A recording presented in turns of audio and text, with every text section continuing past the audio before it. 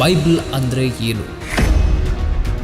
Bible ಅಂದರೆ basic information before leaving earth, ಅಂದರೆ ಭೂಮಿಯನ್ನು ಬಿಟ್ಟು ಹೋಗುವಷ್ಟರಲ್ಲಿ ತಿಳಿಯಬೇಕಾದ ಪ್ರಾಥಮಿಕ ಸಮಾಚಾರ ಎಂದು ಹೇಳಬಹುದು. ಬೈಬಲ್ ಅನ್ನುವ ಪದ ಬಿಬ್ಲಾಸ್ ಎಂಬ ಗ್ರೀಕ್ ಪದದಿಂದ ಬಂದದ್ದು. ಬಿಬ್ಲಾಸ್ ಅಂದರೆ ಪುಸ್ತಕ ಅಥವಾ ಪುಸ್ತಕಗಳ ಸಮುದಾಯವೆಂದರ್ಥ. ಬೈಬಲ್ನಲ್ಲಿ ಒಟ್ಟು 66 ಪುಸ್ತಕಗಳಿವೆ. ಅದರಲ್ಲಿ 2 ಒಡಂಬಡಿಕೆಗಳಿವೆ. ಮೊದಲನೆಯದು ಹಳೆಯ ಒಡಂಬಡಿಕೆ, 39 ಪುಸ್ತಕಗಳನ್ನೊಳಗೊಂಡಿದೆ. ಎರಡನೆಯದು ಹೊಸ ಒಡಂಬಡಿಕೆ, 27 ಪುಸ್ತಕಗಳನ್ನೊಳಗೊಂಡಿದೆ.